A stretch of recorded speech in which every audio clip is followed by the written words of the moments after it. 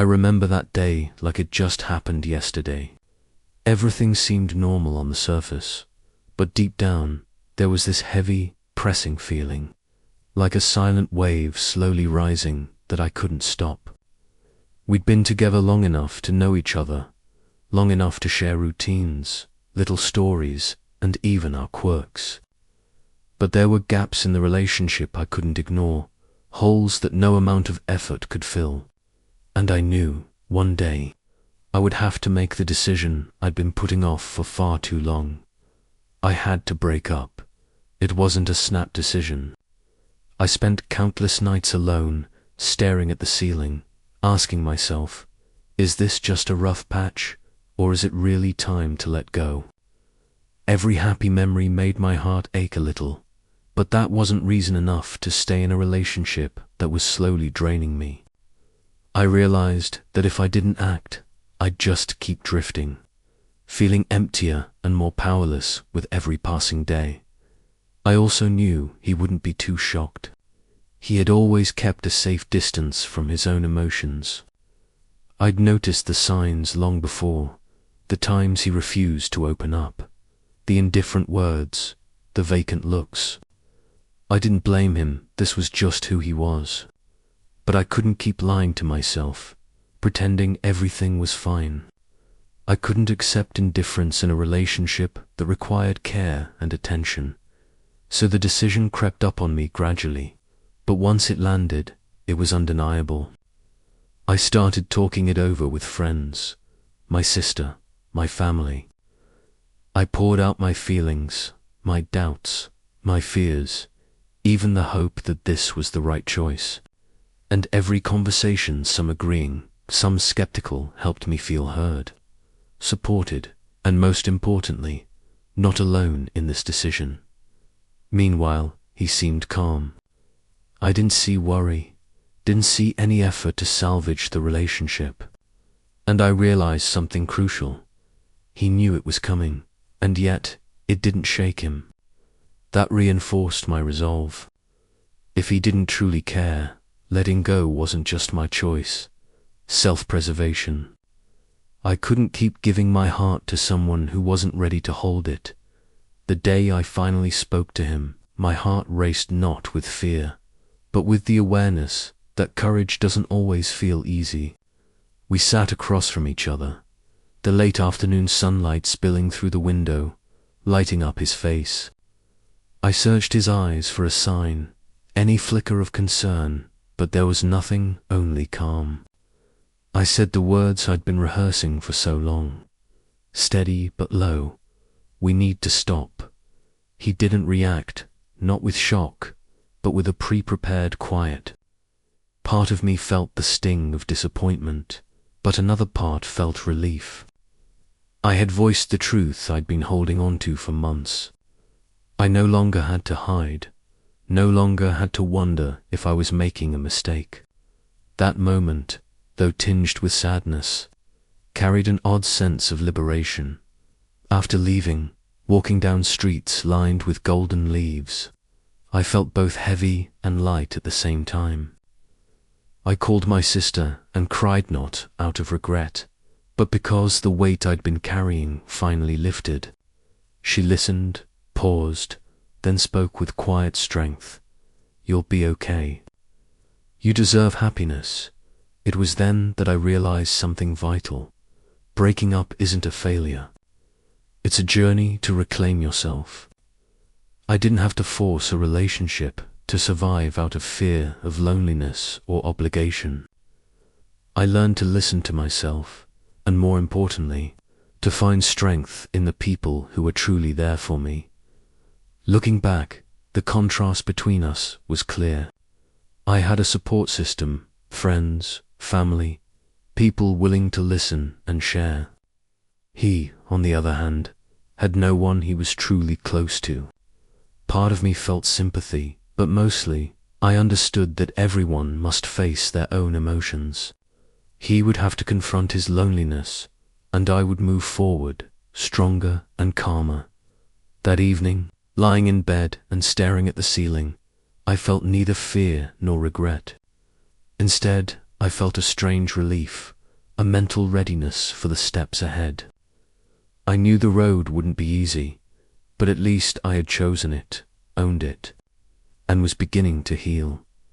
And in that moment, I learned the first lesson this breakup would teach me. Strength doesn't come from holding on, it comes from knowing when to let go, and from finding the people who are truly willing to walk beside you. That day, the sky was grey, the wind sharp, whispering down the streets like it was warning me about the loneliness I was about to face. I woke up early, not because I had plans, but because I needed to prepare myself mentally for the conversation ahead. Every step across the cold apartment floor felt heavy, yet purposeful.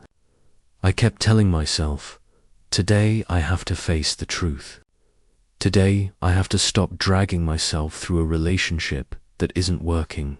We agreed to meet at our usual little coffee shop after work, the one that had been a quiet sanctuary for both of us.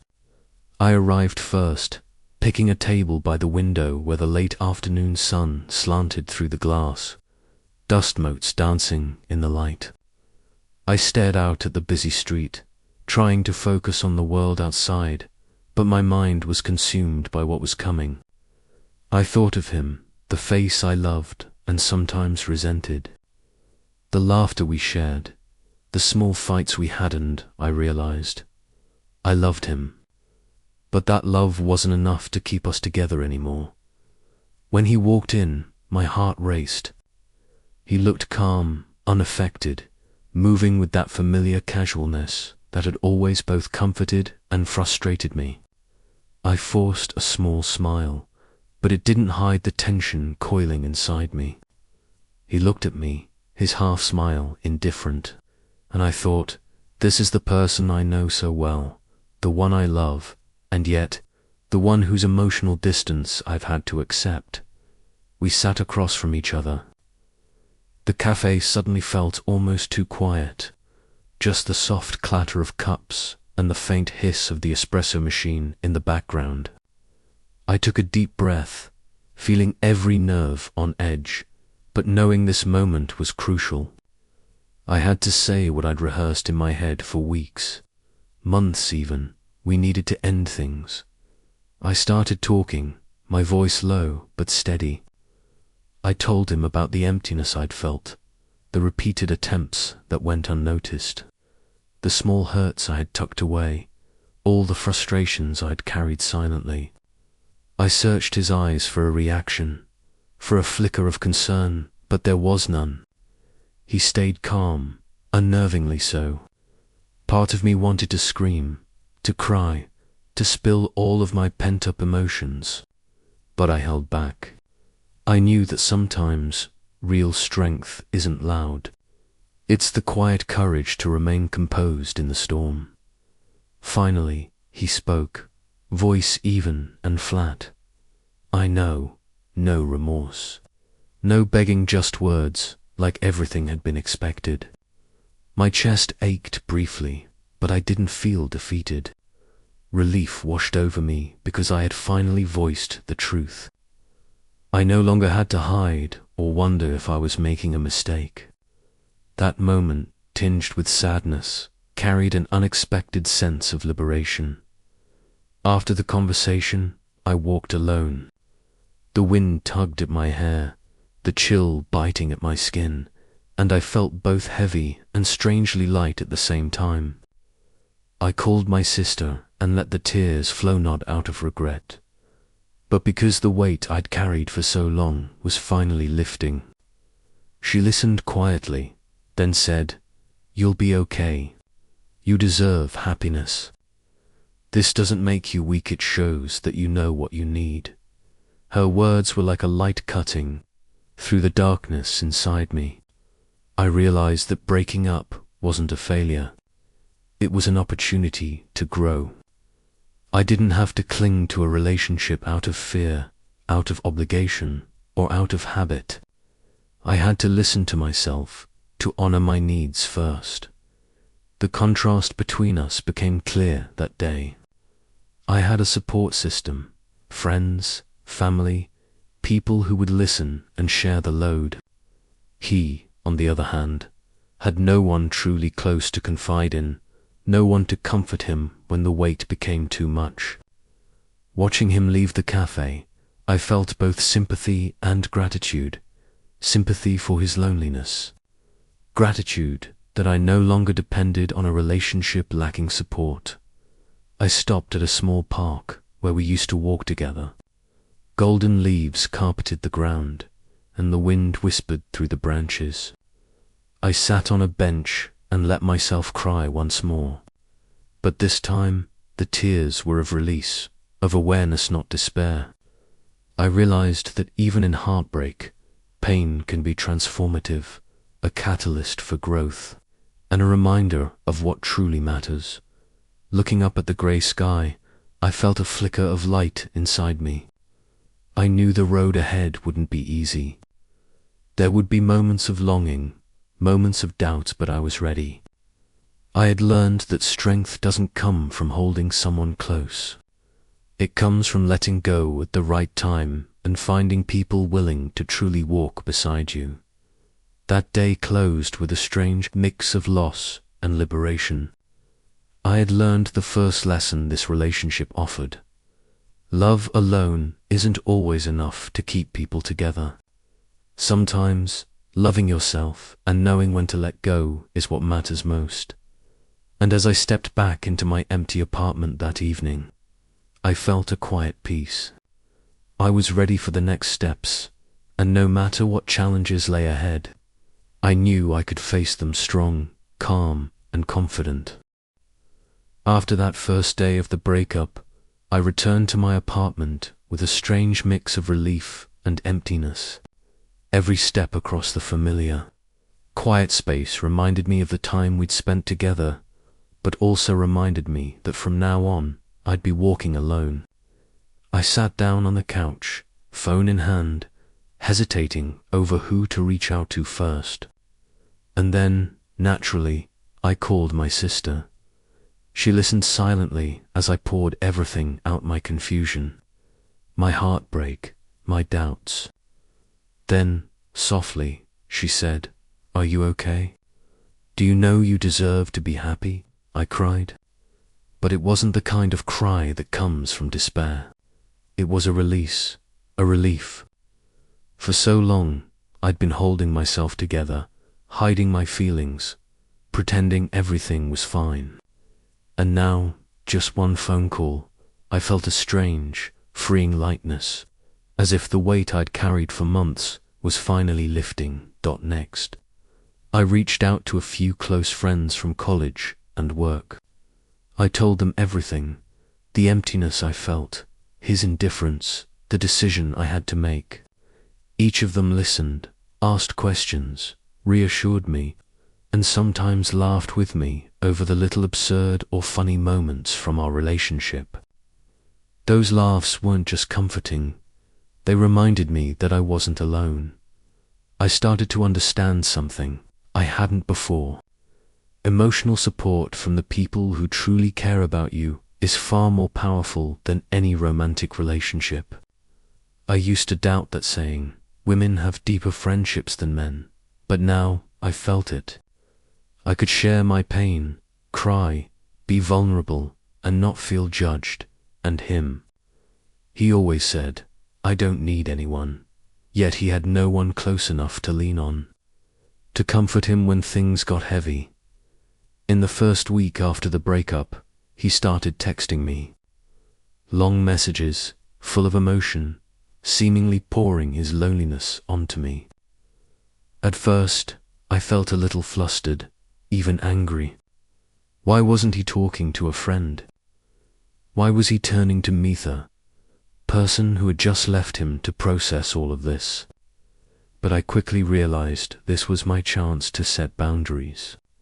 I replied briefly but firmly, "You need to find someone else to talk to. I can't be the person to help you heal." While I was seeking and receiving support from my network, he was floundering alone. I heard through mutual friends that he started going out with different people, looking for comfort wherever he could. He shared his feelings, sought attention, but lacked true connection. This is when I realized the key difference. I was healing faster, not because I was stronger, but because I wasn't alone. Day by day, I focused on myself. I walked, met friends, joined classes I had abandoned, read, wrote in my journal, and sometimes just sat quietly, listening to my own feelings.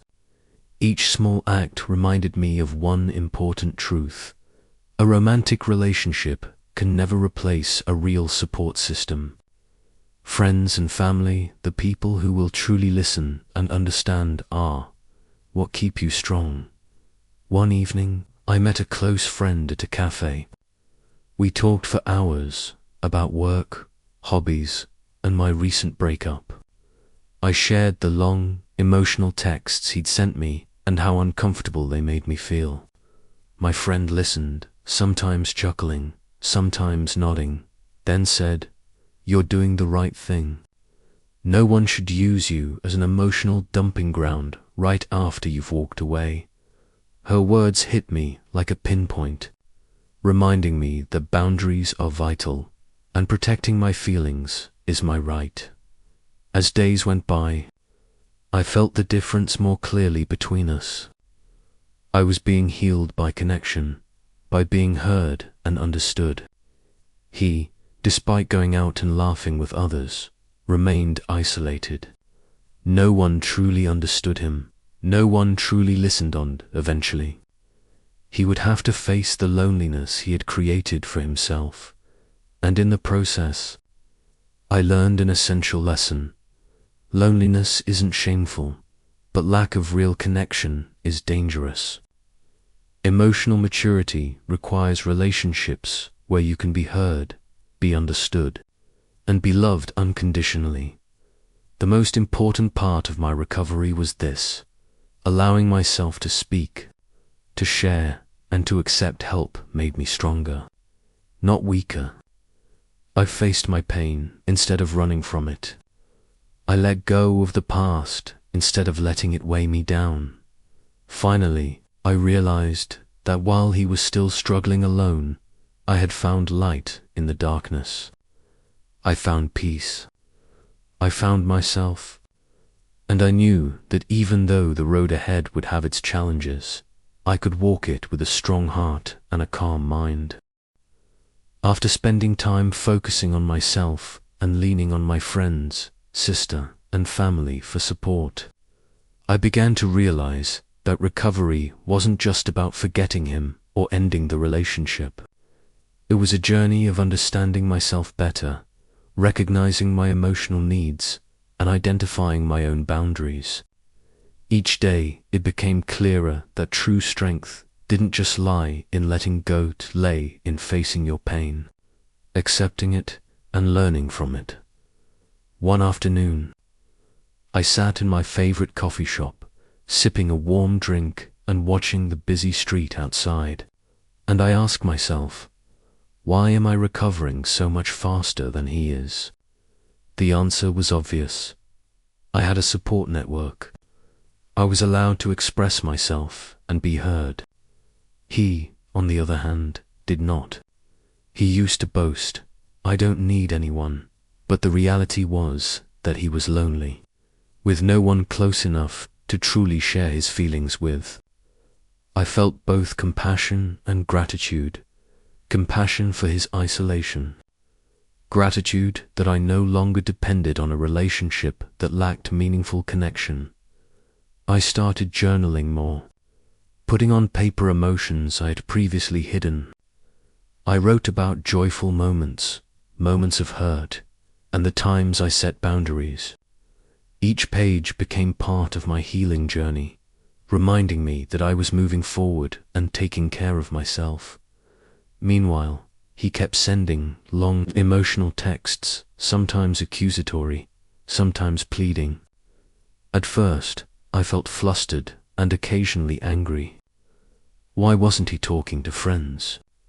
Why was he turning to me, the person who had just left him, to process all of this? but I quickly learned to maintain firm boundaries. I responded briefly, politely, but decisively, or sometimes didn't respond at all when it was necessary. I realized that setting boundaries isn't selfish, it's essential to protect your emotional well-being. One evening, I went for a walk in the nearby park. Golden leaves covered the paths, the cold wind brushed through my hair, and suddenly I realized I felt more at peace than I ever had. Before, I always worried about loneliness and being on my own, but now I knew that being alone wasn't something to fear. It was an opportunity to reflect, understand myself, and build relationships that truly mattered. These moments made me understand an important truth. Love isn't just about a romantic partner, it's about loving yourself, valuing yourself, and choosing people who are genuinely worthy of your time and energy.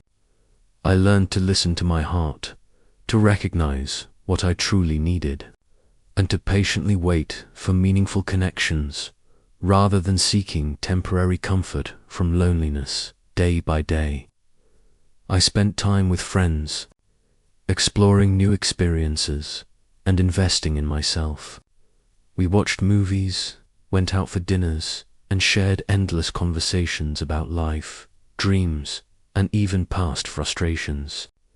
These moments made me feel whole and reminded me that life goes on, and I can still be happy without someone who left me.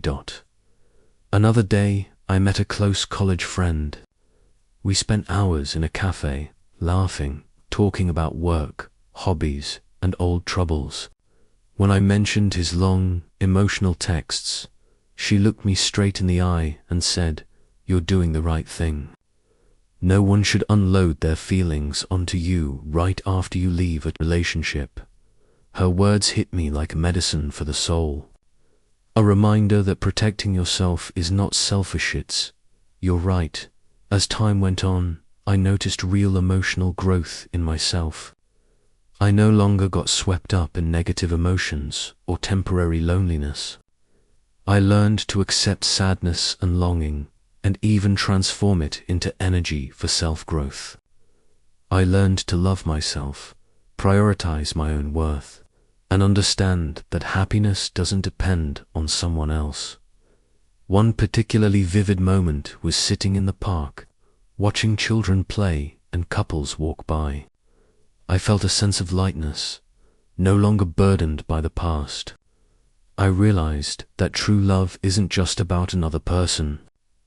It's the ability to love yourself and cultivate meaningful connections with those around you. This journey also taught me the importance of boundaries and emotional maturity. I learned to say no when necessary, to refuse what's not healthy for me, and to accept solitude without fear. I realized that emotional maturity is knowing how to stand strong on your own while still being open to help from those who genuinely care. I also learned a crucial lesson. Being alone isn't shameful, but lacking real connections is dangerous. While he was still struggling alone, I had found light in the darkness. I knew the road ahead would be challenging, but I could walk it with a strong heart, a calm mind, and confidence. Finally, I understood that self-love and meaningful connections are the foundation for happiness and resilience. I no longer feared breakups, no longer feared solitude, and most importantly, I learned to grow from pain rather than let it drag me down.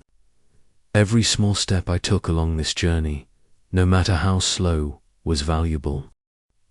In the weeks following the breakup, I slowly realized that the most crucial lesson wasn't just about moving on, it was about learning to truly love myself. For years, I had measured my worth through the attention, affection, and validation of others. I had believed that being loved by someone else was the key to my happiness. But stepping out of that relationship, I saw clearly, relying on someone else for emotional stability only made me more vulnerable to heartbreak. One afternoon, I sat on my balcony with a warm cup of coffee in my hands, the late afternoon sun painting the sky in vivid shades of red and gold. I asked myself, almost out loud, who am I, really? What do I want from my life? Simple questions, yet surprisingly difficult to answer. For years, I had been so absorbed in him, so focused on our relationship, that I had lost touch with myself. I began writing down the things I loved, my core values, my dreams, some forgotten, some long neglected. Putting my thoughts into words allowed me to see a clear picture. I am not dependent. I am strong, emotional, and deserving of complete love and respect. This realization didn't come overnight. It was a slow, deliberate process, step by step. Each time I set a boundary, each time I said no to something unhealthy, I reinforced my own sense of self-worth. I began to understand that self-love was not selfish, it was essential for my survival and happiness. I also dedicated more time to friends and family. We walked together, talked, and shared our feelings. More than that, I discovered that joy comes from genuine human connections, not from a single person. Sometimes we laughed so hard our stomachs ached. Other times I cried, and they held me in silence, offering comfort without words. That was the kind of emotional support I had never fully understood before, a safe, unconditional space where I could be myself without judgment or expectation. One day, I decided to try something I had abandoned years ago, a yoga class. Feeling my body stretch, my muscles loosen, and my mind quiet, I realized that self-care is not just about mental health, it's about nurturing your entire being, inside and out. I started developing healthier routines, morning walks, reading, journaling, cooking meals just for myself, taking time to savor small moments of life. Each of these acts reminded me that I deserved care, both from myself and from the world around me. Meanwhile, he continued sending long, emotional texts, as if trying to pull me back into his world. At first, I felt conflicted. Part of me wanted to reply, part of me wanted to ignore him. But now, I had the confidence to set clear, firm boundaries without guilt. I replied briefly, politely, but decisively, or sometimes I didn't reply at all. I realized that emotional growth isn't just about recovering after a breakup. It's about taking control of your emotional space and refusing to let someone else manipulate it. One evening, I sat by the window, the city lights shimmering in the distance, and I whispered to myself, I will not return to what isn't right for me. I will love myself first. Any future relationships will come from choice, not from loneliness or pressure. That thought wasn't just a personal promise. It was a declaration of independence, a powerful affirmation of my own growth. In the following weeks, I started exploring new experiences I had once avoided. I signed up for workshops, met new people, tried creative writing, experimented with new recipes. Every new experience reminded me that life is vast, full of possibility, and I deserve to savor it fully. I was no longer chained to the past. I moved forward with an open heart, cautiously but intentionally. I also came to understand the value of people who truly care, not those who unload their emotional baggage or manipulate you, but the ones who stand by you when you need them. Celebrate your victories and listen when you're vulnerable. I realized that meaningful relationships are about mutual respect and growth, not dependency or control. One afternoon, walking through the park with friends, laughing and sharing our stories, I noticed something profound. Happiness often comes from the simplest moments. A cup of coffee, a shared joke, a quiet evening with someone who just gets youth were the moments that grounded me. I no longer felt the emptiness of longing or the compulsion to seek validation from someone else. I had found joy in myself and in the real connections around me. Through this ongoing journey, I learned that loving yourself is not selfish shits, the foundation for a happy life.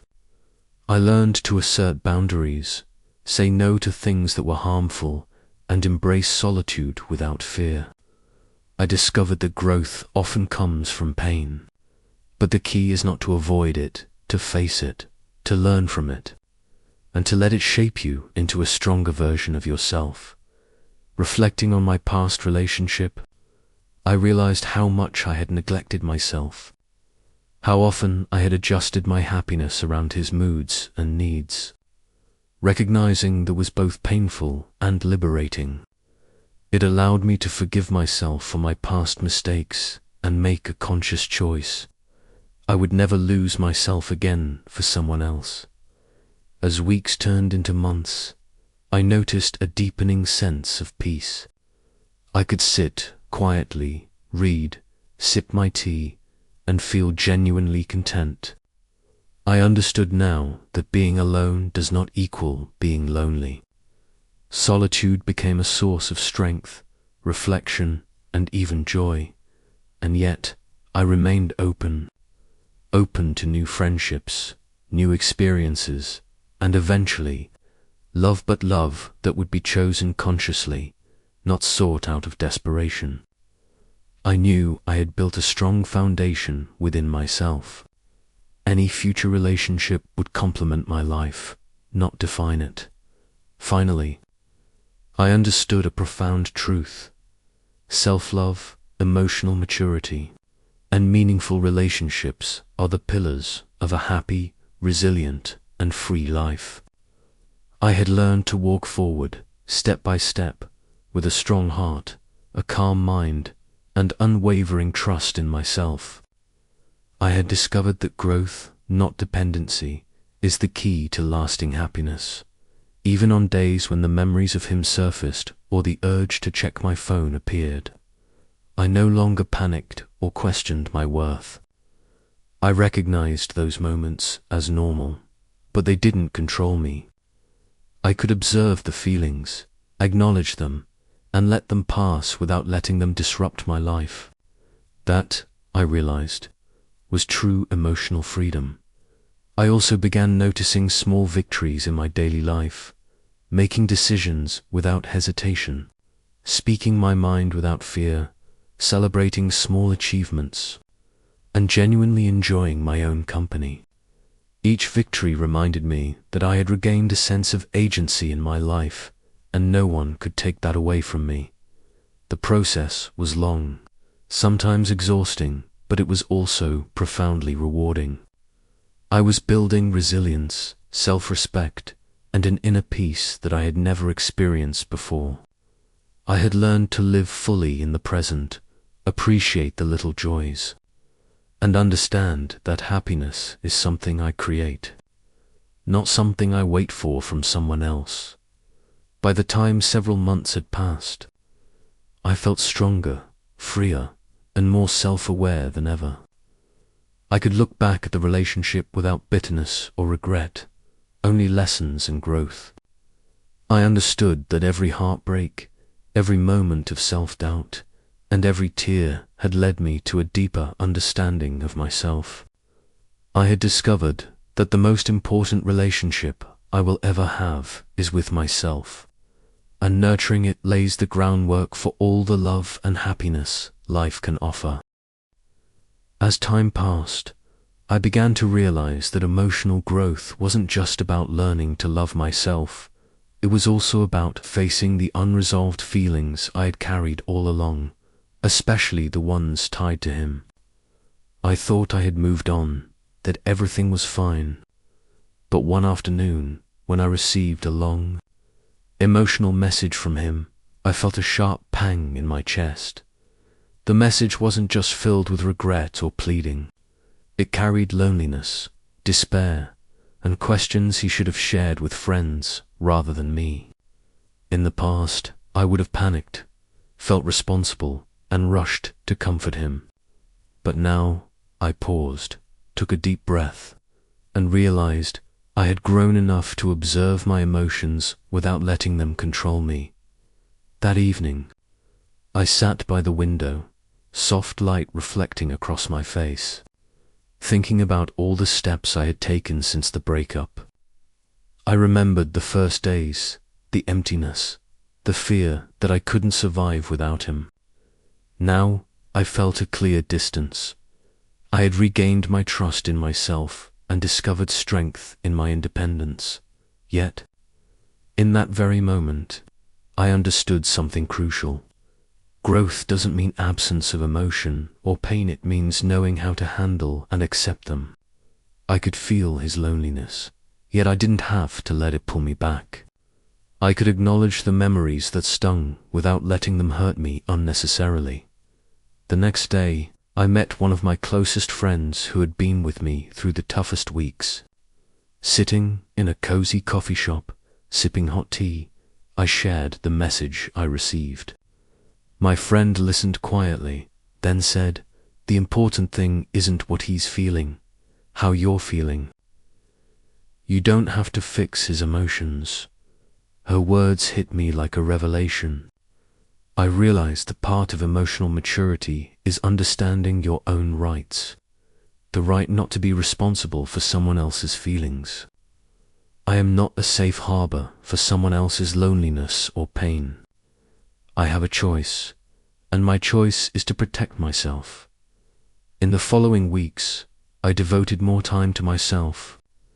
I took solo walks in the park, sat by the lake watching ducks swim, and listened to the wind rustling through the trees. These quiet moments brought me a sense of calm and clarity.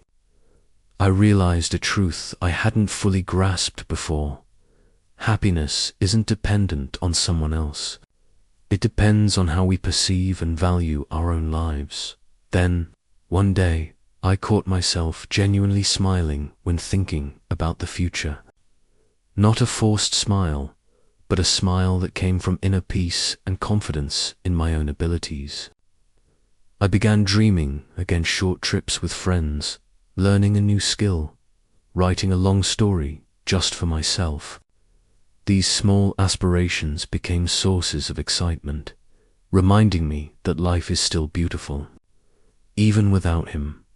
But just as everything seemed peaceful, the unexpected happened.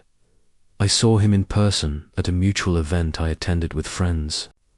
My heart skipped a beat, partly from surprise, partly from the flood of old memories. He looked at me silently, his eyes full of regret and a plea for forgiveness. In that moment, an overwhelming wave of emotions surged through me. Yet, instead of panicking or rushing to console him, I paused and observed myself. I realized I could empathize with him without getting pulled back into his turmoil. I could see the remorse in his eyes without feeling obligated to bear it. We exchanged polite words, brief and measured. He tried to explain, but I simply listened and smiled lightly. I felt an unprecedented strength, calmness, self-control, and unwavering confidence in my choices.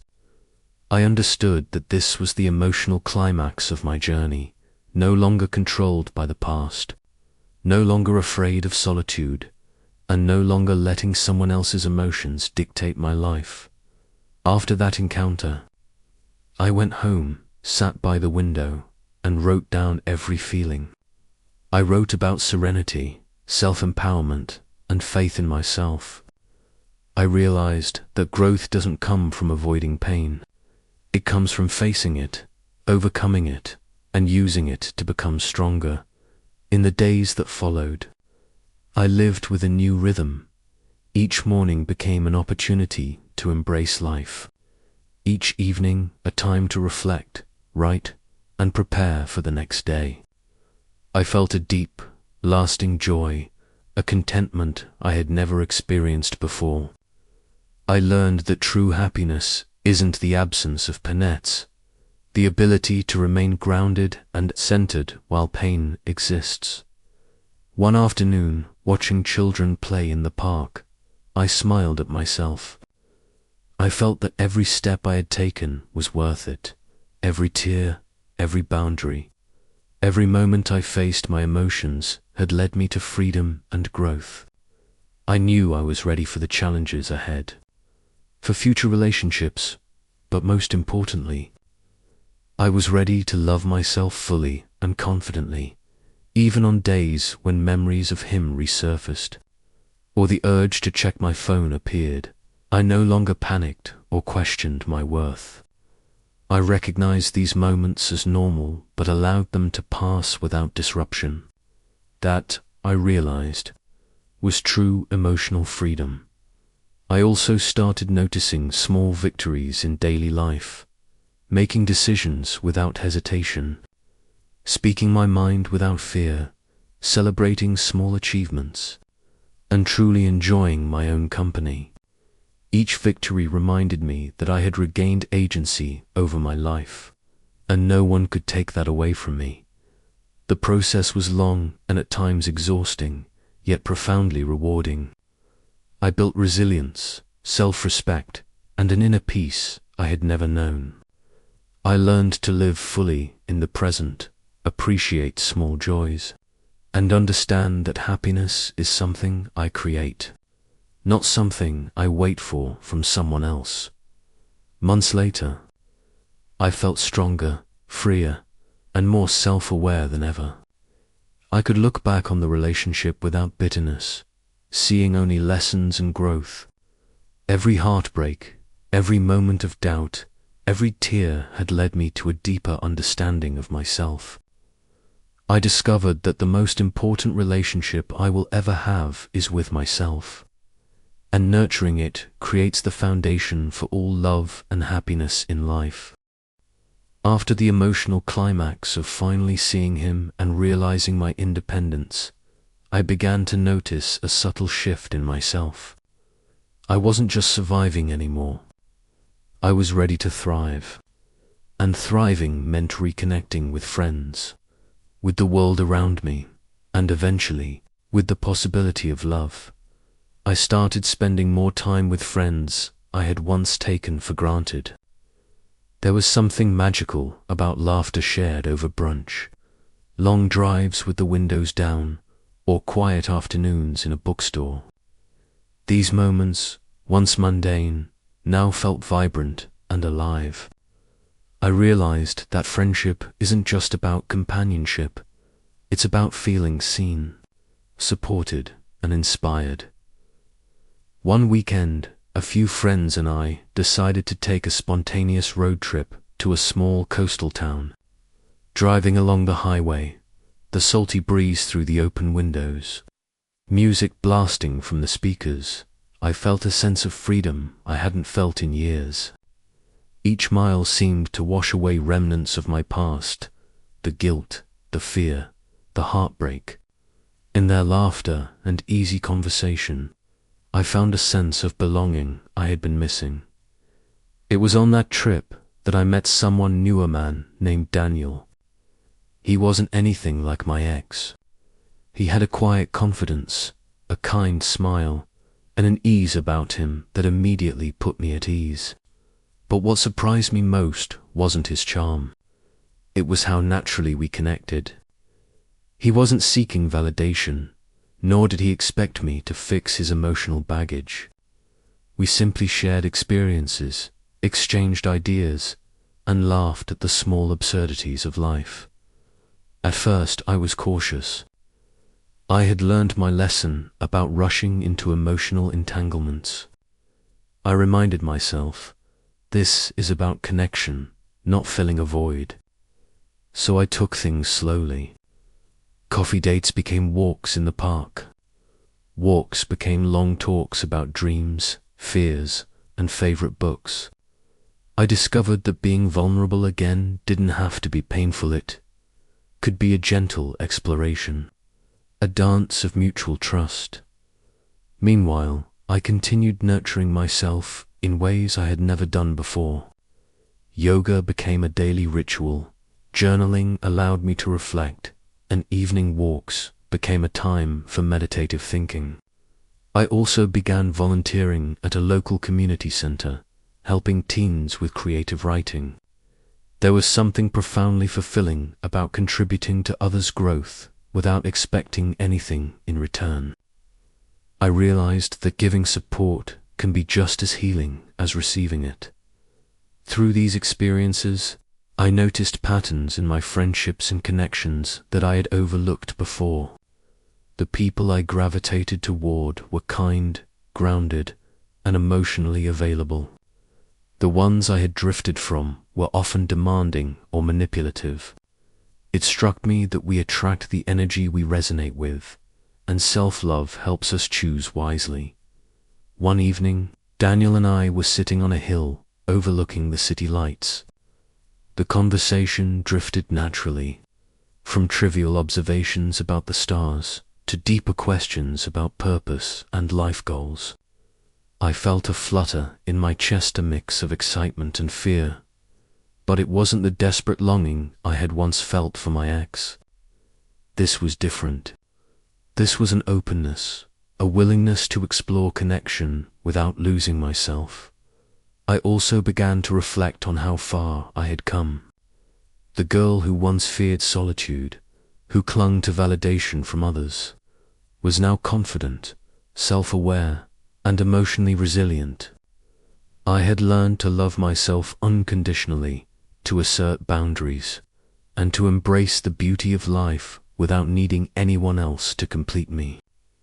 This awareness made me appreciate my interactions with Daniel even more, because now I approached them from a place of wholeness, not neediness. As weeks turned into months, our connection deepened naturally. There were still moments of nervousness, small hesitations, and cautious steps, but I welcomed them as part of the journey.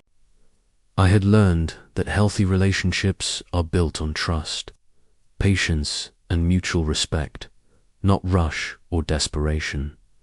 Through this process, I also reconnected with old friends in new ways. I started hosting small gatherings, cooking for friends, and sharing stories late into the night. There was a joy in these moments that I hadn't realized I missed so much: the comfort of knowing people care for you, the laughter that fills a room, the sense of being understood.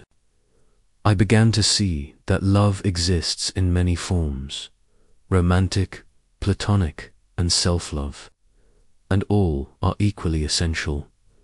At work, I noticed a change to my confidence radiated outward, and colleagues began to treat me with a renewed sense of respect. I found myself mentoring others, helping them navigate challenges with empathy and insight. This, too, was part of the growth, understanding that personal development doesn't just benefit you, it spreads to the people around you. One afternoon, I met a new neighbor in my building, an artist who painted in the courtyard. We struck up a conversation, sharing thoughts about creativity, life, and the importance of following your passions. I realized that every new connection, no matter how small, has the potential to enrich your life.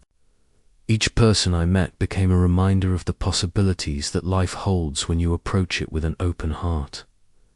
Even with these new relationships, I remained mindful of my boundaries. I had learned from past mistakes. Emotional dependency is a trap, and vulnerability is powerful only when shared wisely. I had the tools to recognize unhealthy patterns early, and I felt empowered to step back whenever needed. This self-awareness made each friendship and romantic connection more fulfilling and genuine. By the end of the year, I looked back at the journey I had taken, from heartbreak to self-discovery, from loneliness to meaningful connections. I had transformed. I had learned that growth is not linear, that healing is a process, and that life's richness comes from embracing both joy and pain. And as Daniel and I sat watching the sunset one evening, I felt a profound sense of gratitude.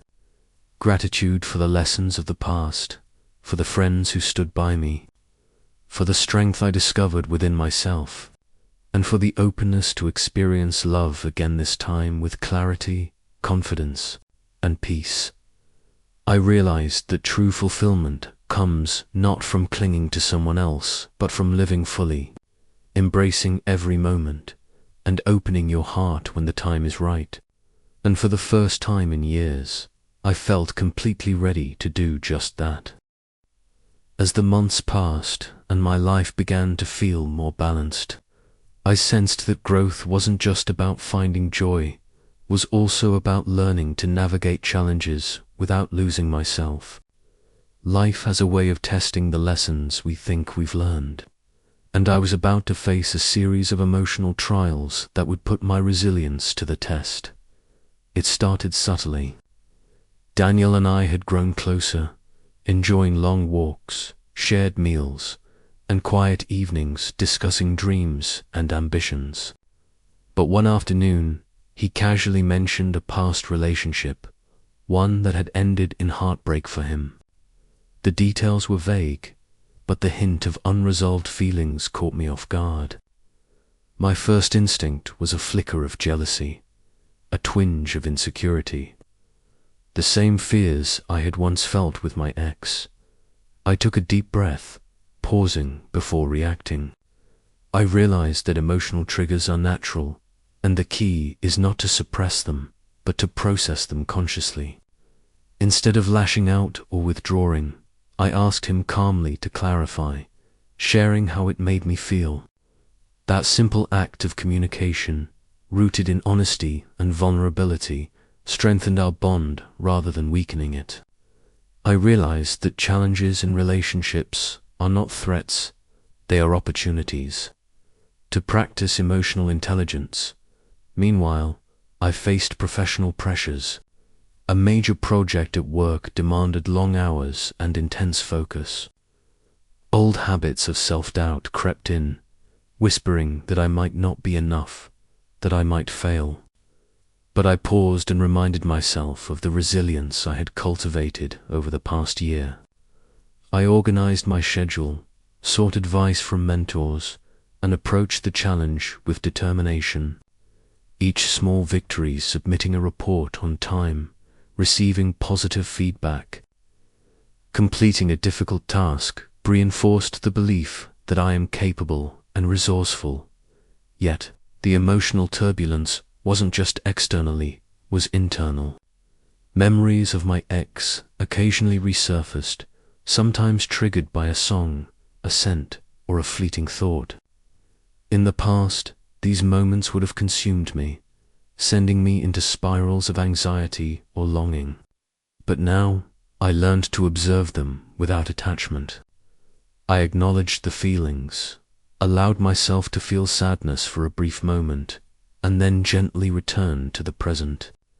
Healing, I realized, is a practice of acceptance, not avoidance.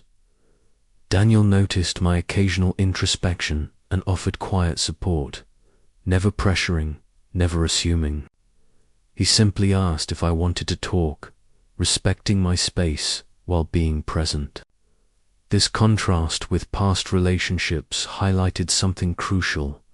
Healthy love is grounded in respect, patience, and emotional reciprocity, not dependency or urgency. But one weekend, a group of us planned a hiking trip in the mountains.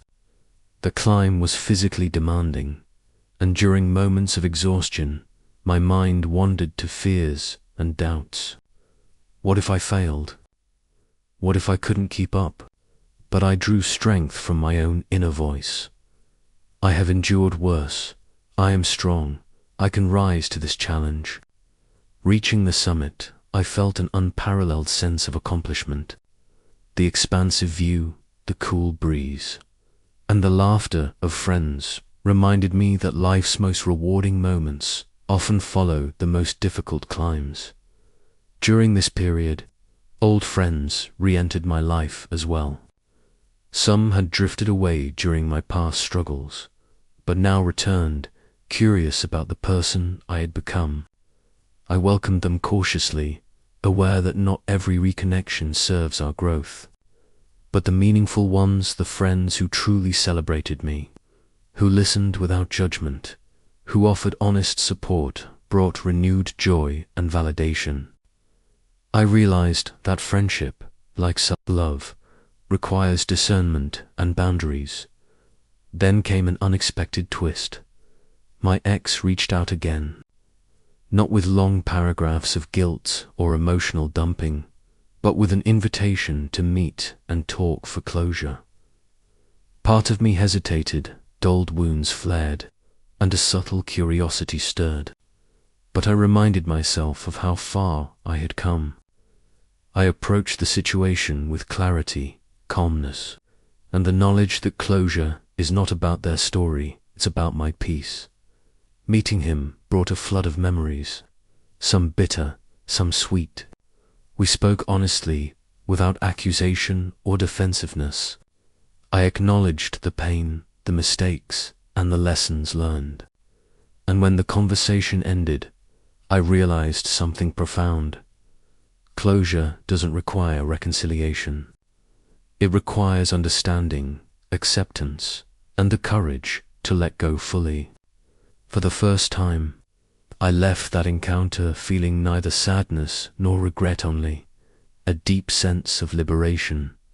As these weeks unfolded, Daniel and I faced minor disagreements, as all couples do. Differences in opinions about life choices, work priorities, and even weekend plans surfaced. But unlike past relationships, these disagreements did not spiral into emotional chaos. We communicated openly, listened actively, and found compromises that respected both our needs. I noticed how far I had come. Conflict no longer meant fear or self-doubt. It meant an opportunity for mutual growth and understanding. I also began to explore personal passions. I had neglected writing, painting, and volunteer work. Engaging in these activities brought a profound sense of fulfillment. I realized that personal growth and meaningful relationships are intertwined, but the foundation must always be self-love and purpose. I was no longer seeking validation through romance or friendship. I was living fully, and meaningful connections naturally followed. By the end of this challenging period, I had weathered emotional turbulence, professional pressure, and relational tests. I emerged stronger, more self-aware, and deeply confident in my ability to navigate life's complexities. The culmination of these experiences revealed a truth I had learned over the past year. True resilience is not the absence of struggle, but the ability to face it with grace, clarity, and courage. One evening, as Daniel and I sat on my balcony watching the city lights shimmer, I reflected on the journey. From heartbreak to self-discovery, from loneliness to connection, from fear to courage, I had transformed. I realized that life's challenges are not obstacles but invitations to grow, to love wisely, and to live fully. And in that moment, I felt a deep, unshakable peace. I knew that whatever challenges lay ahead, whether emotional, professional, or relationally, possessed the tools, strength, and wisdom to meet them head-on. I had learned to love myself, to nurture meaningful connections, and to approach life with open eyes and an open heart. And that, I understood, was the true climax of my journey so far. The realization that life is abundant, love is possible, and my happiness rests within me, unshaken by external circumstances. Months passed, and life seemed to finally settle into a rhythm of balance. I had found peace within myself, built new meaningful connections, and began to understand that life doesn't need to hinge on anyone else to feel complete. But just as I embraced this calm, a series of events reminded me that true growth isn't just about finding happiness, it's about facing every unresolved emotion, even those lingering from the past. One afternoon, Daniel and I decided to attend an art exhibition. I had always loved these spaces, the colors, shapes, and the sense of freedom walking through an artist's imagination. But as I admired a painting, I saw him, my ex, standing across the room, quietly observing the artwork. My heart tightened, a mix of familiarity and unease. I realized that even after healing, the past has a way of showing up unexpectedly, testing the resilience we've built. Daniel noticed the shift in my expression, but simply rested his hand gently on my shoulder. He didn't say a word. His quiet, respectful presence grounded me. I understood that I had a choice, to face the encounter or avoid it. I inhaled deeply and decided to walk over and greet him. The meeting was surprisingly calm. We exchanged polite words, our eyes holding unspoken reflections of the past. He attempted to explain certain things, but I listened with a composed smile, recognizing a profound truth. Forgiveness and peace don't require explanations or apologies from others, they start within yourself. After the exhibition, Daniel and I walked by the lake. I shared with him the emotions swirling inside me, brief anxiety mixed with relief. He listened, patient and non-judgmental, and I felt a weight lift from my shoulders. I realized that a mature relationship isn't just about love, it's about companionship, listening and respecting each other's space. In the following weeks, I continued nurturing the relationships around me, friends, family, and colleagues. I learned to differentiate between connections that brought positivity and those that created unnecessary pressure. Evenings spent laughing with friends, simple meals with family, and volunteer projects I joined all reminded me that true happiness comes from cherishing the moments, the people, and the accomplishments that enrich your life. One evening, Daniel and I sat on the balcony, watching the sunset. The golden light brushed my face, and I realized how much I had changed from the girl who once feared solitude and clung to others' emotions for validation. I smiled not because everything was perfect, but because I had learned to stand firm, love myself, and find inner peace. Yet the story didn't end there. A final test appeared, an incredible career opportunity in another city that required me to temporarily leave Daniel and my newly formed relationships. This time, there was no panic or hesitation. I thoughtfully considered the situation, discussed it with Daniel, and realized that maturity lies in balancing personal ambitions with love and connection.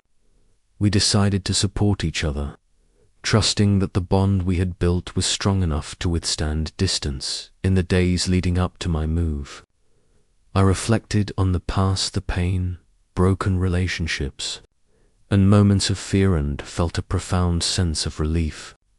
I understood that every experience had shaped me into the person I had become, confident, resilient, and capable of loving myself fully. Before leaving, I hosted a small gathering with my closest friends. We laughed, shared stories, reminisced, and talked about future dreams. I felt a deep, fulfilling joy. Happiness no longer depended on anyone else, but on my ability to cherish every moment, every connection, and every personal achievement. In my final moments before leaving the city, I stood on the balcony, breathing in the crisp air and looking out at the horizon. I thought of my ex, the heartbreak, the younger version of myself who had been scared and dependent. But now there was no regret, no longing, only freedom, maturity, and gratitude for the journey. And when Daniel appeared, taking my hand and looking at me with warmth and trust, I realized that love can arrive quietly, yet be strong enough to provide a foundation for growth and lasting happiness. We didn't need grand promises, just presence, respect, and mutual support. On the drive to my new city, I quietly reflected on my journey from a timid, fearful girl relying on others to a confident woman standing strong, capable of love and able to receive it fully. Every challenge, every tear, every relationship had led me to this moment: peace within myself, joy in the present, and faith in the future. I knew the journey would never truly end. Challenges would come and go, but now I possessed the courage, confidence, and resilience to face anything. And above all, I had learned that true happiness isn't found in someone else, it resides in your ability to love, trust, and value yourself first. The city skyline stretched out before me, shimmering under the first light of dawn. I stood on my balcony, breathing in the crisp air, and for the first time in a long while, I felt a profound sense of completion and anticipation all at once. The journey that had begun with heartbreak, self-doubt, and emotional turbulence had now brought me to a place of clarity, confidence, and genuine happiness. Moving to a new city was more than a physical transition. It was a symbolic step into a life fully owned by me. I had learned, through months of reflection and experience, that life is not about escaping the past, but integrating it into your growth. Every painful memory, every tear shed, every moment of loneliness had shaped me into someone stronger, wiser, and more capable of love, both giving and receiving. Daniel and I had navigated the initial challenge of distance with a mix of excitement, trust, and patience. Our nightly calls became cherished rituals, moments where we shared dreams, frustrations, and laughter. Weekend visits were magically an intertwining of routines and spontaneity that reminded me how love, when nurtured with respect and understanding, doesn't suffocate. It liberates. I also continued to invest in myself. My work flourished, not just professionally, but personally. I took on projects that challenged me, encouraged me to think creatively, and allowed me to mentor others. Each achievement, big or small, was a reminder that success is not measured by accolades alone, but by the confidence and resilience you cultivate along the way. Friendships remained a cornerstone of my life. I sought out people who resonated with my energy, those who laughed freely, encouraged growth, and offered empathy without judgment. These relationships, both old and new, provided a grounding force, a support system I had learned to cherish more than ever. I realized that community is not optional. It is essential for emotional well-being and personal growth. One afternoon, I met a young woman at a writing workshop. She reminded me of my younger self, unsure, hesitant, searching for direction. I offered guidance, shared my experiences, and encouraged her to trust herself. Watching her confidence bloom over the following weeks was profoundly fulfilling. It reminded me that part of life's purpose is to uplift others, just as others once lifted you. Romantic life with Daniel continued to grow organically. The initial thrill of discovery had matured into a deep companionship. We shared small routines that felt sacred: cooking together, reading side by side, walking in the park at sunset. And yet, there was always room for space, for individual growth. We had discovered the delicate balance that many never find, being together while remaining fully ourselves. Of course, life still presented moments of uncertainty. Decisions about career, finances, and the future surfaced regularly. But now I approached them with a sense of calm and competence. I had cultivated the ability to navigate uncertainty without panic, to embrace change without fear, and to trust myself in the process. One evening, Daniel surprised me with a small picnic on the rooftop of our apartment building. The city lights twinkled below us, and for a moment, the world felt entirely ours. He turned to me with a warm smile and said, "I love how you've grown, how you've learned to embrace life fully. I love that we can be ourselves together." In that moment, I felt an overwhelming sense of gratitude. I realized that love is not just passion. It is recognition, acceptance, and the joy of growing alongside someone who respects your journey. I also took time to reflect on the past my ex, the heartbreak, the lonely nights, and the lessons I had learned. Instead of anger or regret, I felt gratitude.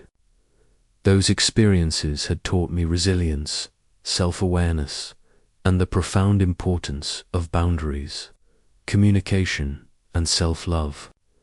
I understood now that every person, every challenge, every heartbreak was a teacher guiding me toward this moment of fulfillment. The pinnacle of this journey wasn't a single event, but the integration of all experiences into a harmonious life. I had learned to celebrate small victories, to nurture meaningful relationships, to pursue passions unapologetically, and to approach love with both openness and discernment.